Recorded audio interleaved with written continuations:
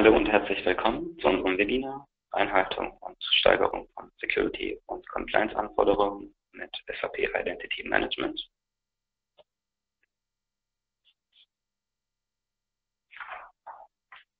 Mein Name ist Hussein Tass und ich bin Ihr heutiger Redner zu diesem Thema. Bevor wir loslegen, noch ein paar Infos. Dieses Webinar wird aufgezeichnet und Ihnen auf unserer Academy und YouTube-Seite nochmals zur Verfügung gestellt. Während der Präsentation sind alle Teilnehmer auf Stumm geschalten. Am Ende des Webinars können Sie mir gerne Ihre Fragen stellen.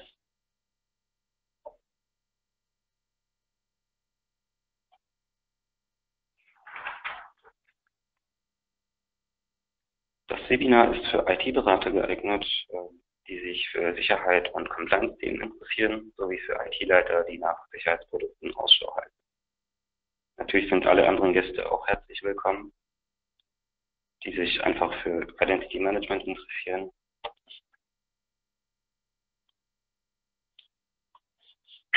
In diesem Webinar lernen Sie die gängigen Security- und Compliance-Anforderungen kennen, wie man diese mittels SAP Identity Management abdecken kann und welche Voraussetzungen hierfür notwendig sind. Kommen wir zu unserer Agenda. Zur Einführung habe ich ein kleines Fallbeispiel vorbereitet. Im Zusammenhang mit dem Fallbeispiel gehen wir auf Security- und Compliance-Themen ein und picken dabei 3 Punkte auf, um zu demonstrieren, wie man diese mittels SAP IdM abdecken kann. Abschließend gibt es ein Fazit und einen Ausblick zu diesem Thema.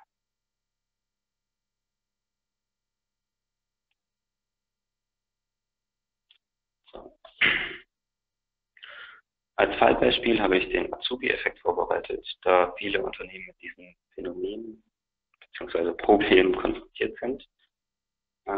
Vorab ist zu sagen, dass dieser Effekt nicht nur ausschließlich für Auszubildende gilt, sondern für alle Personen, Identitäten, die im Laufe der Zeit von Abteilung zu Abteilung wechseln. Auf dem Schaubild sehen Sie nun einen Azubi, der über seine 3 Jahre im Unternehmen ständig neue Rollen erhält, da er halt von Abteilung zu Abteilung wechselt. Letztlich hat er mehr Berechtigung, als er eigentlich für seine Tätigkeit benötigt. Oftmals werden diese Berechtigungen nicht entzogen, obwohl die Auszubildenden das Unternehmen oder die jeweiligen Abteilungen verlassen, da diese manuell von Administratoren gepflegt werden. Obwohl dieser Effekt sehr weit verbreitet ist, dass ein Mitarbeiter im Laufe der Zeit zu viele Berechtigungen erhält,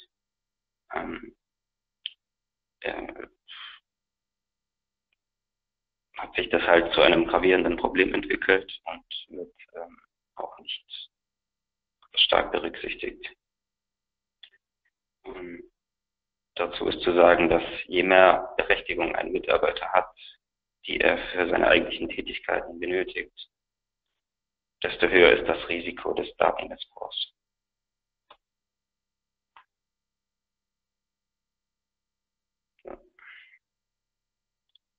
Ein Lösungsansatz hierfür wäre der Einsatz einer Identity Management Lösung. Dabei werden die Benutzer und Accounts, Rollen, Berechtigungen zentral verwaltet und in die Zielsysteme geschrieben.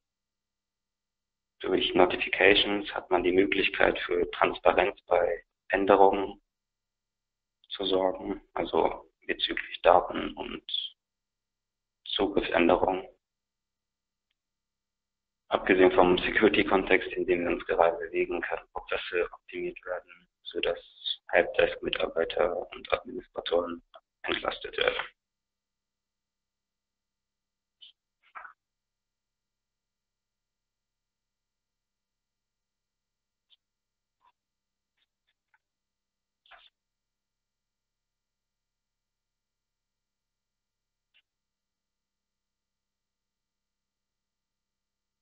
So, dann kommen wir jetzt zu Security und Compliance-Themen. Wir sehen nun einige Security- und Compliance-Themen, wobei ich die ersten 3 Punkte Berechtigungsprüfung, Passwortmanagement und rollenbasierte Rechteverwaltung herauspicken möchte, um Ihnen diese anhand von Identity Management näher zu bringen. Dennoch würde ich gerne die übrigen Punkte anschneiden, also Zwei-Faktor-Authentifizierung, SSO, PKI und SOD. Bei der Zwei-Faktor-Authentifizierung handelt es sich um ein Anmeldeverfahren, bei dem die Kombination aus mindestens zwei unterschiedlichen und unabhängigen Komponenten für den Identitätsnachweis sorgen.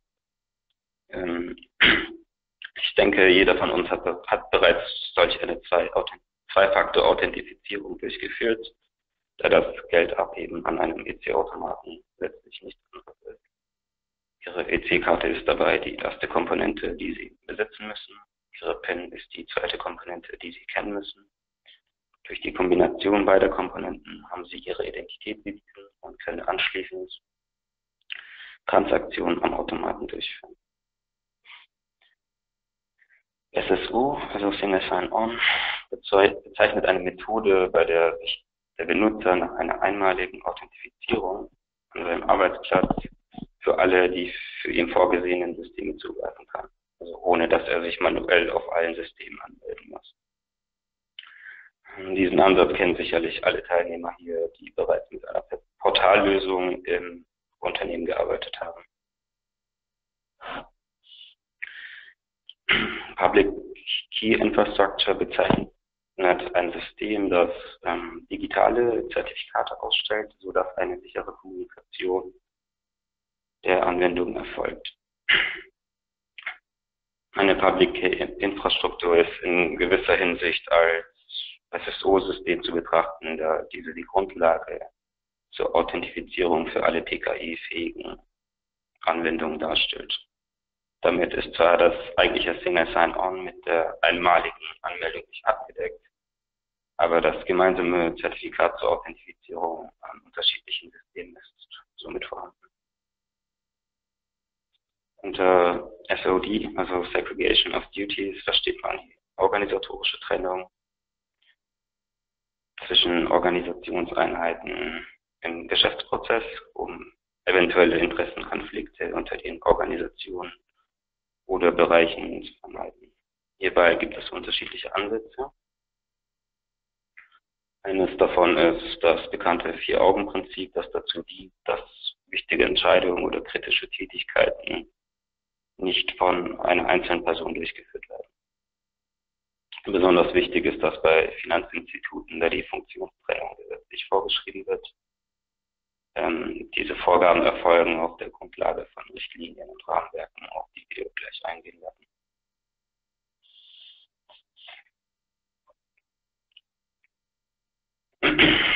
Lassen Sie mich kurz einen Schluck trinken.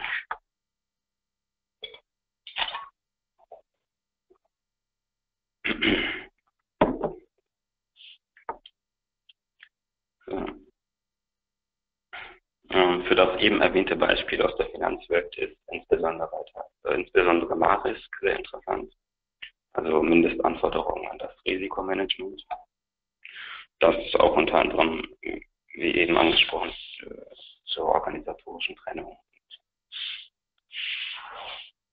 Weitere wichtige Regularien im Umgang mit sensiblen Konten und Unternehmensdaten sind Grundsätze zum Datenzugriff und zur Prüfbarkeit digitaler Unterlagen, die Grundsätze ordnungsmäßiger DV-gestützter Buchführungssysteme und die 27.000er Reihe der International Electronical Commission.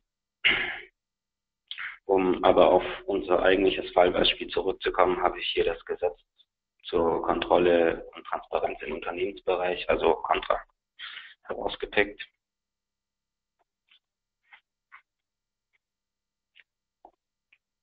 Dieser Auszug aus dem Kontrakt weist darauf hin, dass eine IT-Berechtigungsvergabe einzurichten ist, die sicherstellt, dass jeder Mitarbeiter nur über die Rechte verfügt, die er für seine eigentlichen Tätigkeiten benötigt.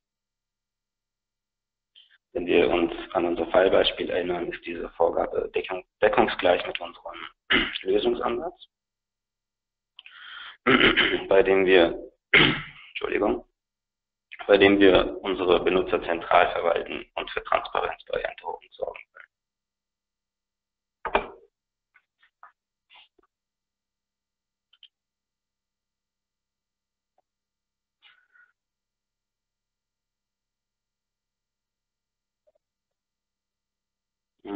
Sie sehen nun einen Berechtigungsantrag eines Mitarbeiters, der beispielsweise auf ein x-beliebiges System zugreifen will. Dieser Antrag wird zunächst vom Identity Management erfasst und zur Genehmigung an den Vorgesetzten gesendet. Sobald der Vorgesetzte den Antrag über die IdM-Oberfläche genehmigt, erfolgt die Provisionierung in die angebundenen Zielsysteme. Der Mitarbeiter, also der Antragsteller und sein Vorgesetzter erhalten anschließend eine Bestätigung per E-Mail.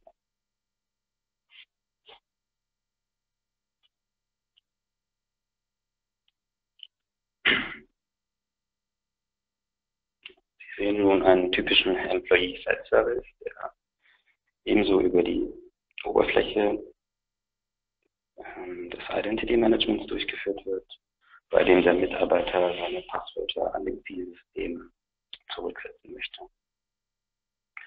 Hierbei spart man sich den mühsamen und kostenintensiven Weg über den Helpdesk,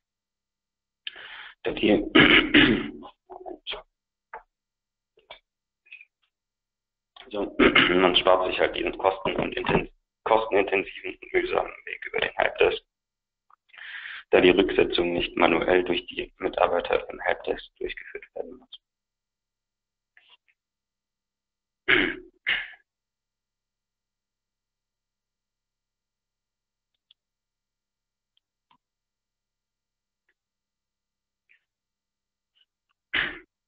Bei der rollenbasierten Provisionierung sehen Sie nun den Prozess bzw. die Zusammenarbeit aus den unterschiedlichen Systemen.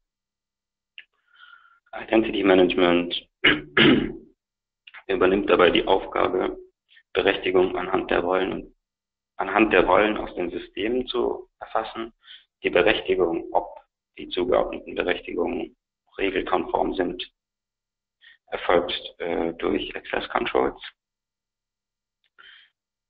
Anschließend, also im Idealfall, werden die Berechtigungen an die angebundenen Zielsysteme geschrieben, nach diesem Compliance-Check.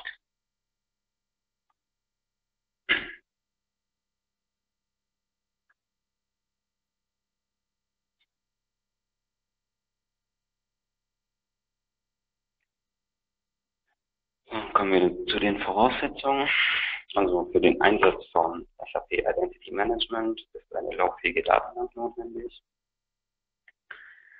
IdM kann mit MS SQL, Oracle-Datenbanken sowie DB2 von IBM arbeiten, bzw. betrieben werden.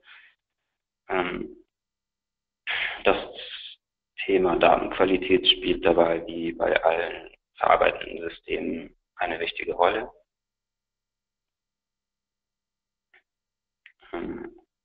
Darüber hinaus ist zu sagen, dass Identity Management an die fachlichen Anforderungen optimiert werden muss.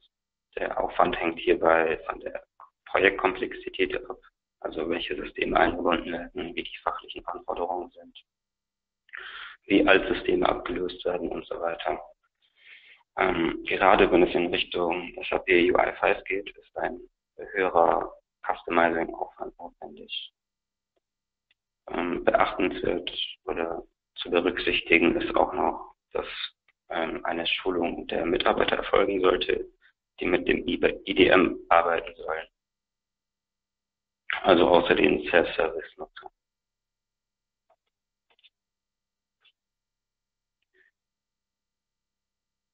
Ja. Dann kommt es schon zu unserem Fazit.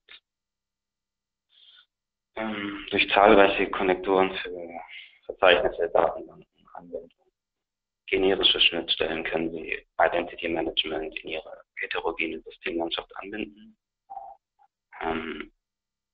Gerade durch die Integration von Business Object Access Controls erfüllen Sie Compliant Identity Management Anforderungen. Ja, zusammenfassend lässt sich sagen, dass Identity Management ein sehr mächtiges Tool ist zur Umsetzung von gesetzlichen und unternehmerisch geforderten Security- und Compliance-Anforderungen. Hinzu kommt, dass durch aktuelle Themen wie Identity as a Service dieses Thema weiterhin sehr spannend bleibt.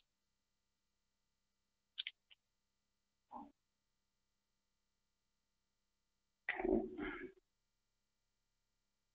Genau, das war's dann soweit von meiner Seite. Ich möchte Sie nochmals auf unsere Academy-Seite hinweisen. Dort finden Sie die Aufzeichnung dieses Webinars und viele weitere spannende Themen. Falls Sie noch Fragen haben, freue ich mich, diese beantworten zu dürfen.